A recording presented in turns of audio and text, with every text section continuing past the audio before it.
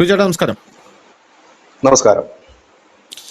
കഴിഞ്ഞ ദിവസം ഇന്ത്യ ടുഡേയിൽ രജ്ദീപ് സർദേശായിയുടെ ഡിബേറ്റിൽ സോനം വാങ്ചുക് വന്നിരുന്നു. സോനം വാങ്ചുക് വന്ന ശേഷം സോനം വാങ്ചുക് പറഞ്ഞ കാര്യങ്ങൾ ഞെട്ടിക്കുന്നതും നമ്മളെ സംബന്ധിച്ചിടത്തോളം നർമ്മം കലർന്ന ഒരു കാര്യമാണ്. കാരണം Sonam Wangchuk says he wanted Rahul Gandhi to personally end his hunger strike.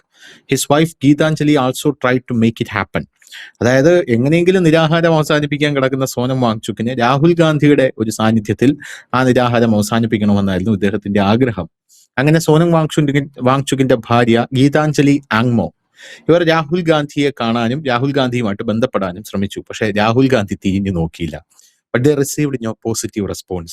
According to Sonam Wangchuk, that is why Geetanjali later criticized Rahul Gandhi. Rahul ഗാന്ധിയെ ഗീതാഞ്ജലി ആങ്മോ വിമർശിക്കുന്ന വീഡിയോ നേരത്തെ തന്നെ പുറത്തു വന്നിട്ടുണ്ടായിരുന്നു. യഥാർത്ഥത്തിൽ അതിന്റെ കാരണം ഇതാണ് എന്നാണ് സോനം വാങ്ചുക് ഇപ്പൊ വെളിപ്പെടുത്തിയിരിക്കുന്നത്. പക്ഷെ നേരത്തെ ഈ ഗീതാഞ്ജലി ആങ്മോ രാഹുൽ ഗാന്ധിയെ വിമർശിച്ചപ്പോൾ CJPക്ക് അത് വലിയൊരു ബൂസ്റ്റായി എന്ന് പറഞ്ഞാണ് അവതരിപ്പിക്കപ്പെട്ടത്. കണ്ടോ, രാഹുൽ ഗാന്ധി അല്ല പ്രതിപക്ഷം, ഇവിടെയാണ് ആക്ച്വലി രാഹുൽ ഗാന്ധിയോട് വന്ന് എങ്ങനെയെങ്കിലും ഈ പുള്ളിക്കാരന്റെ നിരാഹാരം ഒന്ന് അവസാനിപ്പിക്കൂ എന്ന് പറഞ്ഞു. അങ്ങനെയെങ്കിലും അവസാനിപ്പിക്കും, രാഹുൽ ഗാന്ധിയെ ഈ ബാറ്റൺ കൈമാറിയിട്ട് എനിക്കിത് ഇവിടെ നിന്ന് എഴുന്നേറ്റ് പോകാമല്ലോ എന്നായിരിക്കാം പുള്ളിക്കാരൻ കരുതിയത്. In the end it was government representatives who ended the fast. അവസാനം നരേന്ദ്രമോദിയുടെ കീഴിലുള്ള ഗവൺമെന്റ് റെപ്രസെന്റേറ്റീവ്സ് ആണ് വന്ന് പാവം മനുഷ്യന് സൂപ്പൊക്കെ കൊടുത്ത് ഇത് അവസാനിപ്പിച്ചത്. If the support was genuine, why didn't Rahul Gandhi show up? അതായത് ജെനുവിൻ ആയിട്ടുള്ള ഒരു സപ്പോർട്ടായിരുന്നു ഇതെങ്കിൽ രാഹുൽ ഗാന്ധി എന്തുകൊണ്ടാണ് വരാത്തത് എന്നുള്ളൊരു ചോദ്യം അവിടെ ഉയർന്നു കാണുന്നു. ഇത് കേൾക്കുമ്പോൾ എനിക്ക് മനസ്സിലാവുന്നത്, രാഹുൽ ഗാന്ധിക്ക് ഇപ്പൊ സോനം വാങ്ചുക് നിരാഹാരം കടന്ന് മരിച്ചുപോയി കഴിഞ്ഞാൽ ഗുണവർക്ക രാഹുൽ ഗാന്ധിക്കല്ലേ? രാഹുൽ ഗാന്ധിക്ക് അതും പറഞ്ഞ നാട്ടുകാരെയൊക്കെ തെരുവിലിറക്കാമല്ലോ. സോനം വാങ്ചുക്കിന് അത് അറിയത്തില്ല. അപ്പോ വളരെയധികം ഞെട്ടിക്കുന്ന ഒരു വെളിപ്പെടുത്തലായിട്ടാണ് ഇതിപ്പോ നാഷണൽ മീഡിയാസ് ഒക്കെ കൊടുക്കുന്നത്. ഇതിലെന്താണ് ചേട്ടാ തോന്നുന്നത്? ഓരോരോ ഗിമിക്കുകൾ. അതെ, സത്യത്തിൽ ഇത് കാണുമ്പോൾ നമ്മൾ ഈ തുടക്കത്തിൽ പറഞ്ഞ രണ്ട് കാര്യങ്ങളുണ്ട്. ഒന്ന്, വാങ്ചുക് ശരിക്കും പറഞ്ഞാൽ അവിടെ നിരാഹാരം കിടക്കാൻ വന്നതല്ല, ഈ പുള്ളിക്കാരൻ പെട്ടുപോയത് അവിടെ. സത്യത്തിൽ ഇവർക്കൊരു പിന്തുണ കൊടുത്ത് പുള്ളി നോക്കുമ്പോൾ ഈ പാറ്റ പിള്ളേരാണ്, വകതിരിവൊന്നും കാണത്തില്ല, ഞാൻ പോയി നിന്ന് ഇതിനെ ലീഡ് ചെയ്യാം, ഞാനൊരു ഹീറോ ആകും, ആ ലഡാക്കിലെ ക്ഷീണം ഇവിടെ മാറ്റാമെന്നൊക്കെ പറഞ്ഞാണ് പുള്ളി വന്നത്. വന്നപ്പോൾ ഇവന്മാരെല്ലാം കൂടെ വട്ടത്തിൽ കൂടിയിരുന്ന് ചർച്ച നടത്തിയിട്ട് പറഞ്ഞു നമുക്ക് ഇനി അടുത്തത് നിരാഹാരം എന്ന് പറഞ്ഞു. പുള്ളിയും പറഞ്ഞു ഓക്കെ എന്ന് പറഞ്ഞു. അവസാനം പുള്ളി ഒറ്റയ്ക്ക് കിടന്നു. വെറുതെ അല്ല കിടന്നത്, ഫണ്ട് ഉണ്ടാവും. കാരണം പുള്ളിയുടെ ഞാൻ പറഞ്ഞില്ലേ, ഇപ്പൊ 50 മിനിറ്റ് സംസാരിക്കുന്നതിന് 15 ലക്ഷം രൂപ പുള്ളിയുടെ റേറ്റ് ചെയ്യാൻ. ഉള്ളത് കൊണ്ടാണെന്ന് തോന്നുന്നു പുള്ളി ജാർഖണ്ഡിലോട്ട് തിരിഞ്ഞേ നോക്കിയിട്ടില്ല, അങ്ങോട്ട് പോയിട്ടില്ല. വീഡിയോ കോൺഫറൻസിലൂടെ എല്ലാവിധ പിന്തുണയും എന്ന് പറഞ്ഞിട്ട് പുള്ളി ഓടിക്കളഞ്ഞു. അപ്പൊ എല്ലാവരും കൂടെ രാത്രി ഇരുന്ന് തീരുമാനിക്കുന്നു നമുക്ക് നാളെ നിരാഹാരം നമ്മളെല്ലാം കൂടെ ഒന്നിച്ച് കിടക്കുമെന്ന് പറഞ്ഞു. പക്ഷെ പിറ്റേ ദിവസം കിടന്നപ്പം ഈ വാങ്ചുക്ക് മാത്രമേ ഉണ്ടായിരുന്നുള്ളൂ. ചുറ്റും പാർട്ടികളെല്ലാം നിരന്നിരുന്ന് പബ്സും ബർഗറും പക്കാവടയൊക്കെ ഇങ്ങയുടെ ചുറ്റും ഇരുന്ന് കഴിക്കുകയൊക്കെ ചെയ്തോടുകൂടി ഇങ്ങനെ പെട്ടുപോയി, പ്രഖ്യാപിച്ചു പോയില്ലേ. കാരണം വാങ്ചുക്കിനെ പോലെ ഒരാൾ നിരാഹാരം പ്രഖ്യാപിച്ചിട്ട് പിന്മാറുക വലിയ ഡാമേജാ. ഇത് നമ്മൾ ആദ്യമേ തന്നെ പറഞ്ഞതാണ്, പുള്ളി പെട്ടുപോയതാണെന്ന്. രണ്ടാമത്തെ ഒരു കാര്യം, ശ്രീ രാഹുൽ ഗാന്ധി കോൺഗ്രസിന് ഒട്ടും ആത്മാർത്ഥത ഈ സമരത്തോടില്ല. കാരണം അവർക്ക് അങ്ങനെ ആത്മാർത്ഥത എടുക്കാൻ പറ്റില്ല. ഞാനാണ് കോൺഗ്രസ് പ്രസിഡന്റ് എങ്കിലും ഞാൻ ഇതിനെ അകമടിഞ്ഞ് സപ്പോർട്ട് ചെയ്യില്ല. കാരണം എന്റെ അടിത്തറ തുറക്കാൻ വന്നിരിക്കുന്ന പാർട്ടികളായത്. ഈ സമരം വിജയിച്ചു കഴിഞ്ഞാൽ ആർക്കാ ഏറ്റവും വലിയ ഡാമേജ്?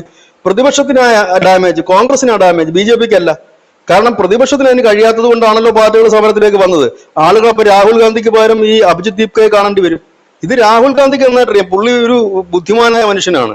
അതുകൊണ്ടാണ് പുള്ളി ഓടിപ്പോയിട്ട് പ്രധാനമന്ത്രിയുടെ വീടിന്റെ വാതൊക്കെ പോയിട്ട് ഇരുന്നു. അതിനകത്തും ചില കഥകൾ കേൾക്കുന്നുണ്ട്. കഥകളാണ്, ഏതായാലും ഈ ഇത് പുറത്തു വന്ന സ്ഥിതിക്ക് ചിലപ്പോൾ അതും വരുമായിരിക്കും.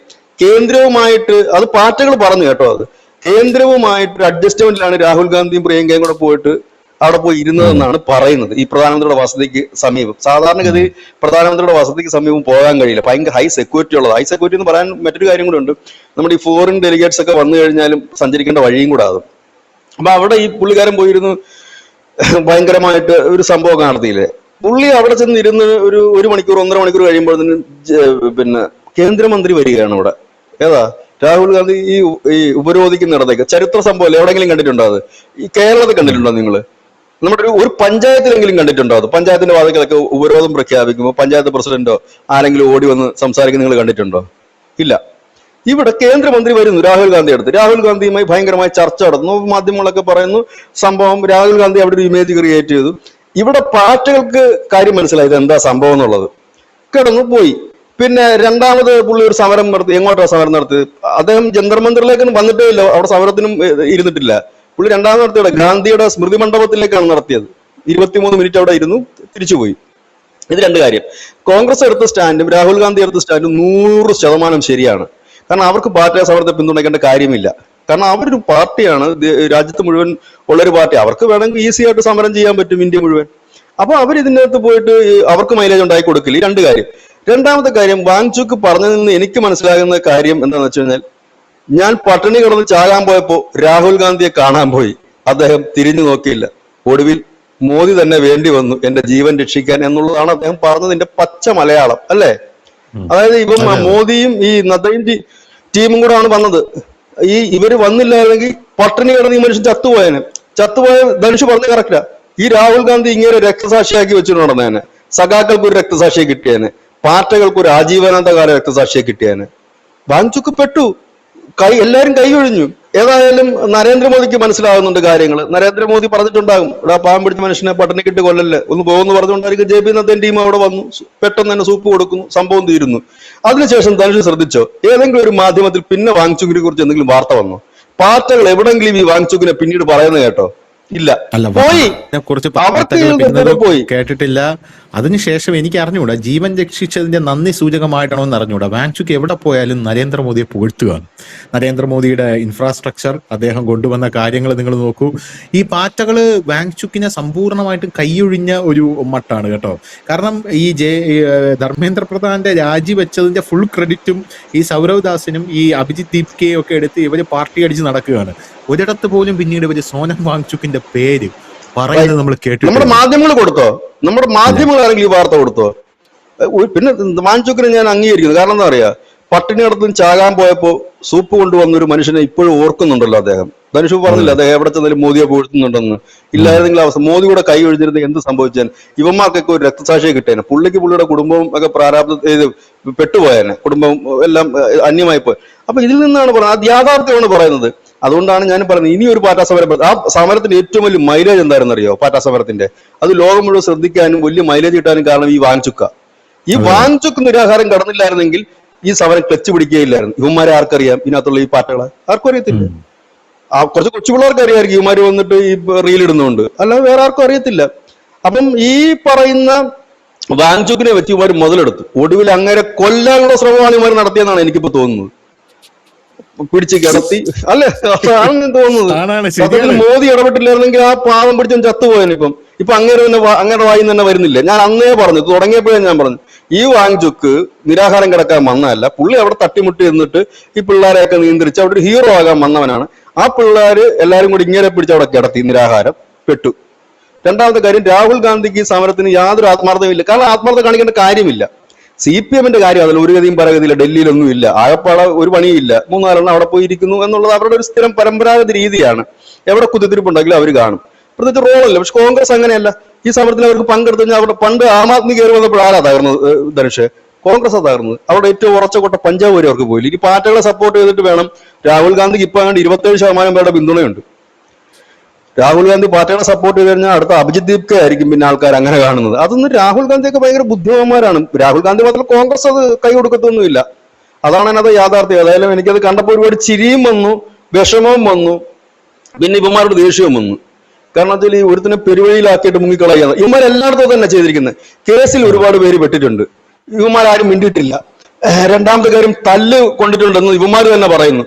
ഇവന്മാരെന്താ ചെയ്തത്? ഇത് കഴിഞ്ഞ ഉടനെ പോയിട്ട് 5 സ്റ്റാർ ഹോട്ടലിൽ അടിച്ചു പൊളിച്ച് കുടിച്ച് കൂത്താടി കിടക്കുക. എന്നാൽ അവന്റെയൊക്കെ ഒന്ന് വീട്ടിലെങ്കിലും പോകണ്ട തല്ലുകൊണ്ടുണ്ട്. ഇവിടുത്തെ ഈ രാഷ്ട്രീയ പാർട്ടിക്കാരെന്തെങ്കിലും കണ്ടുപിടിക്കണ്ട. ഇവിടെ BJP, കോൺഗ്രസ്, കമ്മ്യൂണിസ്റ്റ് പാർട്ടിയൊക്കെ ഉണ്ട്. അവരുടെ പ്രവർത്തകരെ തല്ലി കഴിഞ്ഞാൽ ഇവന്മാരുടെ നേതാക്കളൊക്കെ വീട്ടിലെങ്കിലും ചെല്ലും. ഇവന്മാർ അതും ചെയ്തില്ല. എന്നിട്ട് ജാർഖണ്ഡിലും പഞ്ചാബിലും സമാന സമരം വന്നപ്പോൾ കമാന്നൊരു അക്ഷരം വേണ്ടിയില്ല. ഇപ്പൊ പറയുന്നത് ഞങ്ങൾ ജാർഖണ്ഡിൽ പിന്തുണ കൊടുക്കുമെന്ന് പറയുന്നുണ്ട്. ഇങ്ങനെയൊക്കെയുള്ള ഓരോ കാര്യങ്ങളാണ്. സമരം വരുമ്പോൾ ടൈഫോയിഡും, സമരം കഴിയുമ്പോൾ ടൂറിന്റെ കാര്യം പറയുമ്പോൾ ഞാൻ സ്വിറ്റ്സർലൻഡിലേക്ക് പോകുന്നു എന്ന് പറയുന്ന നേതാക്കന്മാരാണിത്. ഇതാണ് സംഭവം. ഇതുകൊണ്ടാണ് ഞാൻ മുമ്പേ തന്നെ പറഞ്ഞു, ഈ സമരം ഇനി പാർട്ടികൾ ഒരു സമരം വരില്ല. ഇപ്പൊ അവരെന്താണ് പുതിയൊരു ടൂർ ആരംഭിക്കുന്നത്, രാജ്യം മുഴുവൻ യുവാക്കളെ കോർത്തിണക്കാൻ ടൂർ. തെക്ക് വടക്ക് നടന്നൊരു നേതാവ് ഈ നാട്ടിലുണ്ടായിരുന്നു, ഭാരത് ജോഡോ യാത്ര. എന്നിട്ടൊരു കുന്തവും നടന്നില്ല. പുള്ളി നടന്ന വഴിയിലെല്ലാം തോറ്റുപോയി. അവിടെയാണ് ഇവന്മാർ ഇപ്പൊ പിള്ളേരെ സംഘടിപ്പിക്കാൻ നടക്കുന്നത്. എന്തോ പറയാനാ. ഞാൻ തുടക്കത്തേ പറഞ്ഞ വാങ്ചുക്കിന്റെ കേസ്. പക്ഷെ അദ്ദേഹം വന്നില്ലായിരുന്നെങ്കിൽ ഈ സമരത്തിന് ഒരു മൈലേജും കിട്ടില്ലായിരുന്നു, ഒരു വാർത്താ പ്രാധാന്യം കിട്ടുന്നില്ല. പക്ഷെ എനിക്ക് മലയാള മാധ്യമങ്ങളോട് പറയാനുള്ള ഒറ്റക്കാര്യമല്ലോ, വല്ലപ്പോഴും ആ മനുഷ്യന്റെ ഫോട്ടോ എങ്കിലും കൊടുത്ത് 2 വാർത്ത നിങ്ങൾ ചെയ്യണം. കാരണം ഈ നിങ്ങൾ അയാളെ പിടിച്ചോണ്ട് തന്നെയാണ് പാർട്ടാ സമരം, വാങ്ചുക്കിന് നിരാഹാരം തന്നെയായിരുന്നു മലയാള മാധ്യമങ്ങൾ ഹൈലൈറ്റ് ചെയ്തത്. ഇപ്പൊ കമാന്നൊരു അക്ഷരം ഇവരാരും മിണ്ടുന്നില്ല. പാവം ആ മനുഷ്യൻ സത്യം തുറന്നു പറയാൻ കാണിച്ച വലിയ മനസ്സിന്റെ മുമ്പിൽ നമോ വാഗം.